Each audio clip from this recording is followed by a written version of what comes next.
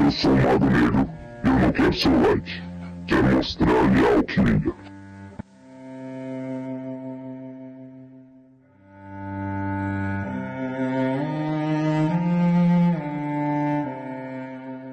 Dogma da Alta Magia. Eliphas Levi. Capítulo 4. O Tetagrama. Geburah, Chesed, Porta, Librorum, Elementa. Há na natureza duas forças que produzem um equilíbrio, e o três são simplesmente uma única lei. Eis o ternário resumindo-se na unidade, e ajuntado à ideia de unidade a do ternário, chega-se ao quaternário, primeiro número quadrado e perfeito, fonte de todas as combinações numéricas e princípio de todas as formas.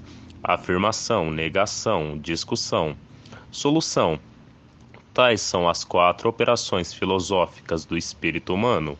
A discussão concilia a negação com a afirmação, fazendo-as necessárias uma à outra, e é assim que o ternário filosófico, produzindo-se do binário antagônico, se completa pelo quaternário. Base quadrada de toda a verdade em Deus, conforme o dogma consagrado. Há três pessoas, e estas três pessoas são um só Deus. 3 e 1 dão a ideia de 4, porque a unidade é necessária para explicar os três.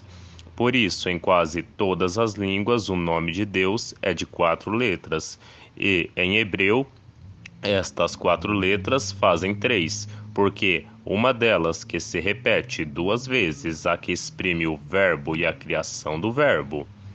Duas afirmações tornam possíveis ou necessárias, duas negações correspondentes. O ser é o significado, o nada não o é. A afirmação como verbo produz a afirmação. Como o verbo produz a afirmação como realização ou encarnação do verbo, e cada uma destas afirmações corresponde à negação do seu contrário. É assim que, conforme o dizer dos cabalistas, o nome do demônio, ou mal, se compõe das letras invertidas do próprio nome de Deus, ou do bem. Este mal é o reflexo perdido, ou a miragem perfeita da luz na sombra. Mas tudo o que existe, quer em bem, quer em mal, quer na luz, quer na sombra, existe e se revela pelo quaternário. A afirmação da unidade supõe o número 4. Se esta afirmação volta à unidade como num círculo vicioso, por isso o ternário, como já observamos, se explica pelo binário e se resolve pelo quaternário, que é a unidade quadrada dos números pares, e a base quadrangular do cubo, a unidade de construção, de solidez e de medida. O tetagrama cabalístico, Jotchevá, exprime Deus na humanidade e a humanidade em Deus. Os 4 pontos cardeais astronômicos são relativamente a nós, e sim o não da luz, o oriente e o ocidente e o sim, e o não do calor, o sul e o norte. O que está na natureza visível revela, como já o sabemos, conforme o dogma único da Kabbalah.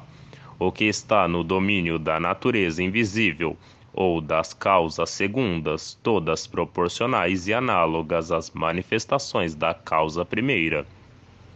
Por isso, esta causa primeira sempre se revelou pela cruz. A cruz, esta unidade composta de 2 que se dividem um ao outro para formar 4. A cruz, esta chave dos mistérios da Índia e do Egito, o tal dos patriarcas, o signo divino de Osíris, os estauros dos gnósticos, a pedra angular do templo, o símbolo da maçonaria oculta, a cruz, este ponto central da junção dos ângulos retos de 2 triângulos infinitos. A cruz, que na linguagem nacional parece ser a raiz primitiva e o substantivo fundamental do verbo crer e do verbo crescer, reunindo assim as ideias de ciência, religião e progresso. O grande agente mágico se revela por 4 espécies de fenômenos e foi classificado pelas experiências das ciências profanas sob 4 nomes calóricos: luz, eletricidade, magnetismo. Deram-lhe também os nomes de tetagrama, Inri, azote, éter, Ode, fluido magnético, alma da terra, serpente, Lúcifer e etc. O grande agente mágico é a quarta emanação da vida, princípio de que o Sol é a terceira forma. Ver os iniciados da escola de Alexandria e o dogma de Hermes Trismegisto. De modo que o olho do mundo, como o chamavam os antigos, que é a miragem do reflexo de Deus, e a alma da terra é um olhar permanente do sol que a terra recebe e guarda por impregnação. A lua concorre para esta impregnação da terra, repelindo para ela uma imagem solar durante a noite, de sorte que Hermes teve razão de dizer, falando do grande agente: o sol é seu pai e a lua é sua mãe. Depois acrescenta: o vento o trouxe no seu ventre, porque a atmosfera é o recipiente e como o cadinho dos raios solares, por meio dos quais se forma esta imagem viva do sol, que penetra a terra inteira, vivifica, fecunda e determina tudo o que se produz na sua superfície, por seus eflúvios e suas correntes contínuas análogas às do próprio Sol. Este agente solar é vivente por duas forças contrárias, uma força de atração e uma força de projeção, o que faz Hermes dizer que ele sempre sobe e desce. As forças de atração fixa sempre no centro dos corpos e a força de projeção nos seus contornos ou na sua superfície. É por esta dupla força que tudo é criado e tudo subsiste. Seu movimento é um enrolamento e um desenrolamento sucessivos e indefinidos, ou antes simultâneos e perpétuos por espirais de movimentos contrários que nunca se encontram. É o mesmo movimento que o do Sol, que atrai e repele ao mesmo tempo todos os astros do seu sistema. Conhecer o movimento deste Sol terrestre de modo a poder aproveitar das suas correntes e dirigi-las é ter realizado a grande obra, e é ser o Senhor do mundo. Armado de uma tal força, podeis vós fazer adorar, e o vulgo vos julgará a Deus. O segredo absoluto desta direção foi possuída por alguns homens e pode ainda ser achado. É o grande arcano mágico. Depende de um axioma incomunicável e de um instrumento que é o grande e único Atanor dos hermetistas do mais alto grau. O axioma incomunicável está contido cabalisticamente nas 4 letras do tetagrama, dispostas do modo como está representada na página seguinte, nas letras das palavras Azote e Inri, escritas cabalisticamente e no monágrafo do Cristo, tal como estava bordado no lábaro, o que cabalística postulo interpreta pela palavra rota, da qual os adeptos formaram o seu tarô ou tarote, repetindo 2 vezes a primeira letra para indicar o círculo e fazer compreender que a palavra está invertida. Toda a ciência mágica consiste no conhecimento deste segredo.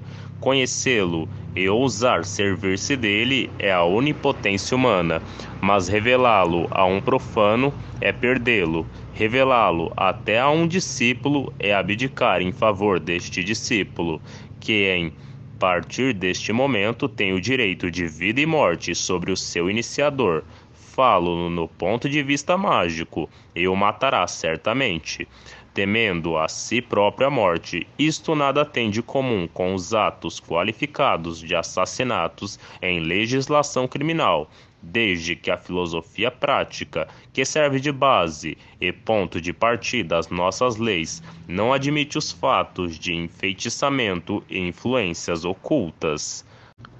Tarô. Inri.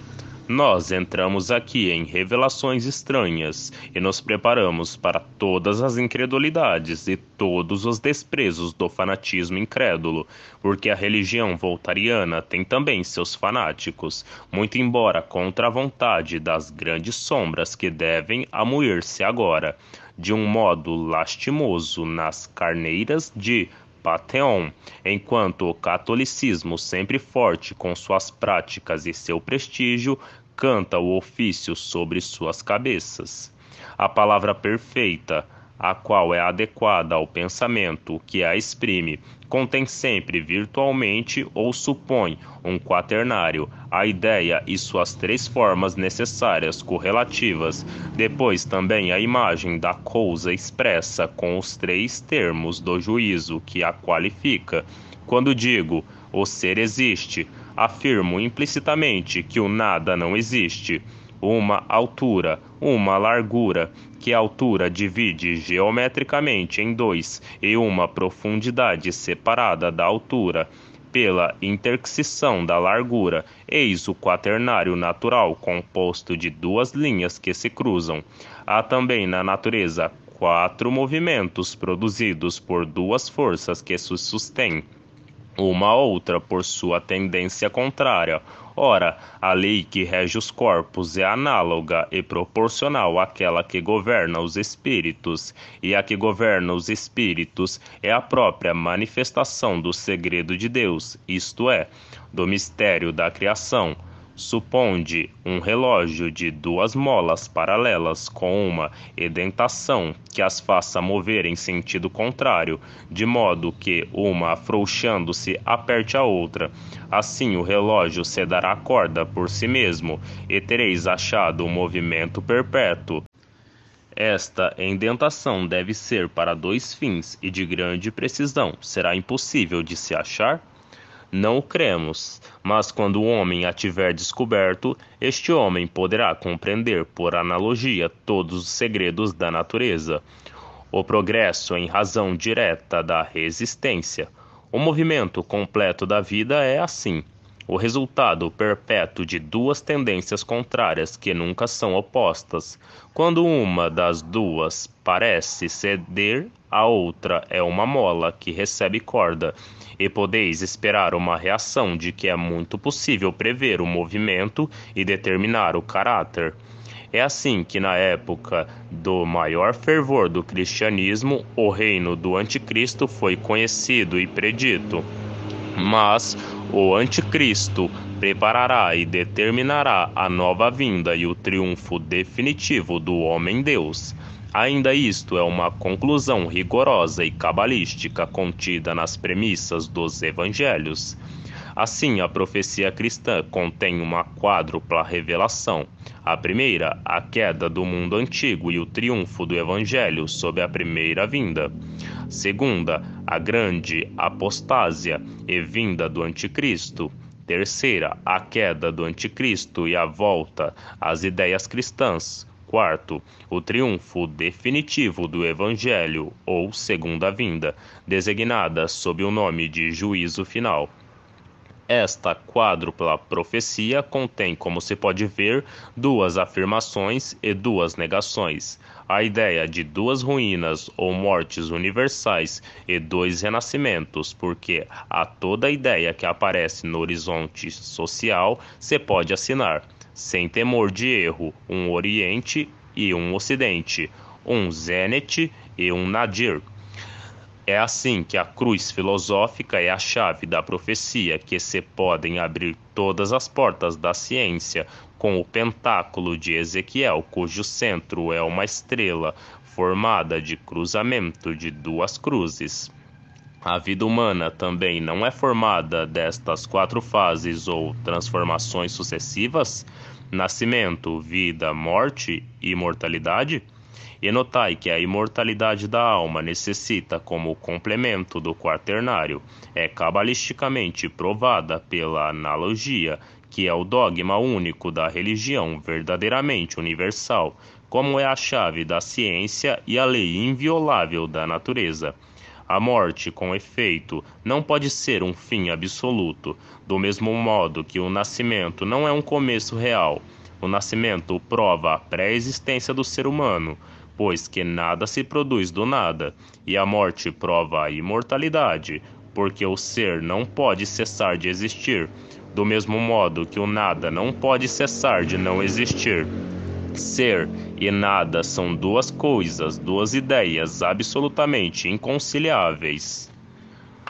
Com esta diferença que a ideia do nada, ideia inteiramente negativa, sai da própria ideia do ser, de que o nada nem mesmo pode ser compreendido como uma negação absoluta, ao passo que a ideia do ser nem mesmo pode ser aproximada do nada, e ainda menos sair dele.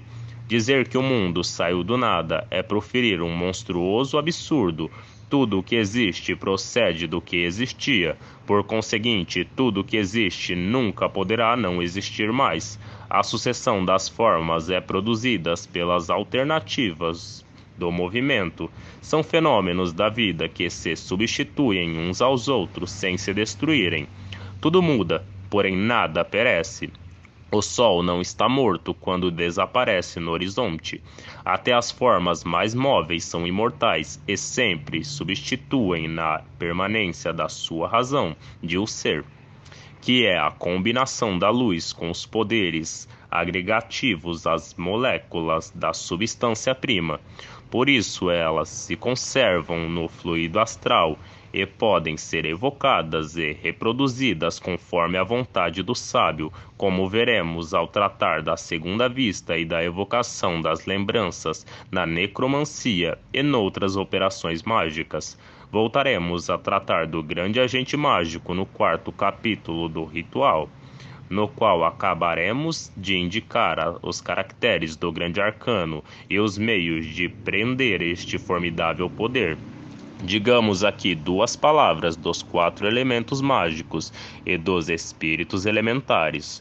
Os elementos mágicos em alquimia são mercúrio, sal ou enxofre e o azote na Cabalá, o macrocosmo, o microcosmo e as duas mães em hieroglifos, o homem, a águia, o touro e o leão em física antiga, conforme os termos e as ideias vulgares, o ar, a água, a terra e o fogo.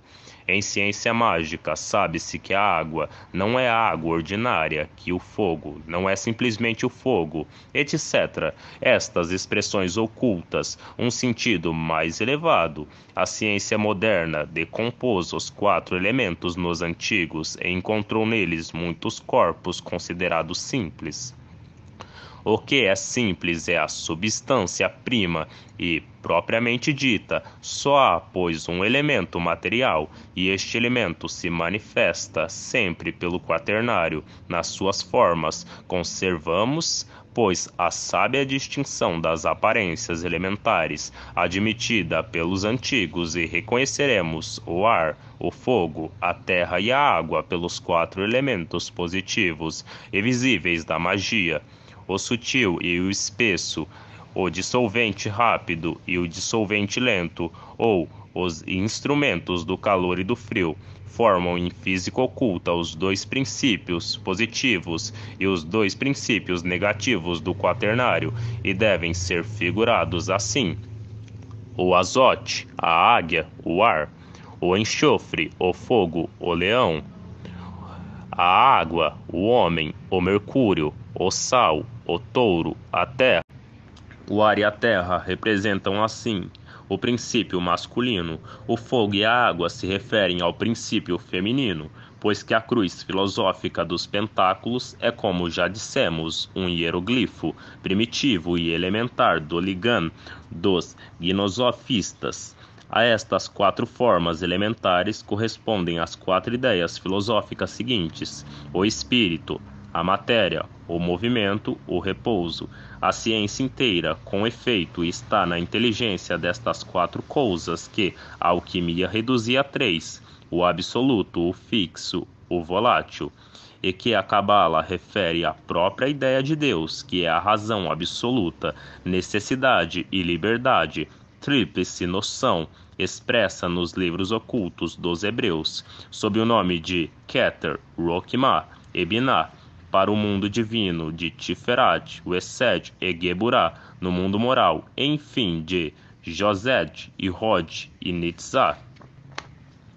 No mundo físico, que, com o mundo moral, está contido na ideia do reino ou Malkuth, explicaremos no 10º capítulo deste livro esta teogonia tão racional quanto sublime.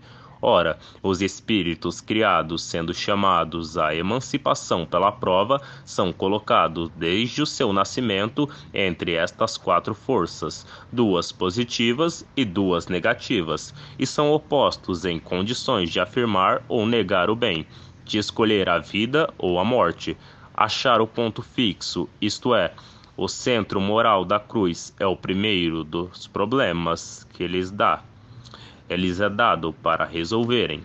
A sua primeira conquista deve ser a da sua própria liberdade.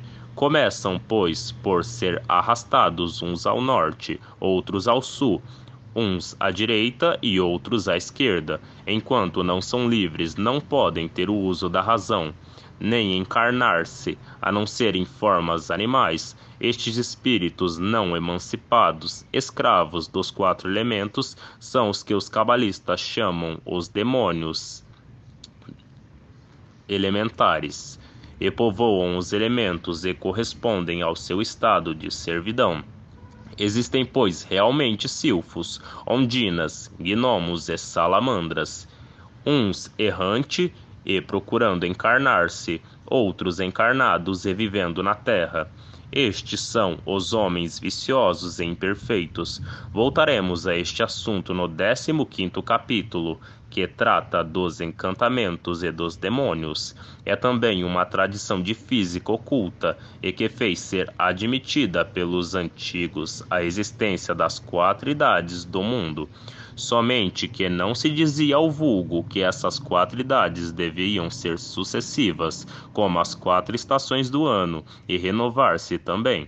Assim, a idade do ouro passou e ainda está para vir, mas isto se refere ao espírito de profecia, e falaremos disso no capítulo 9, que trata do iniciado e do vidente. Ajuntaremos agora a unidade ao quaternário e teremos conjunta e separadamente as ideias da síntese e da análise divinas, o Deus dos iniciados e o dos profanos. Aqui o dogma se populariza e torna-se menos abstrato.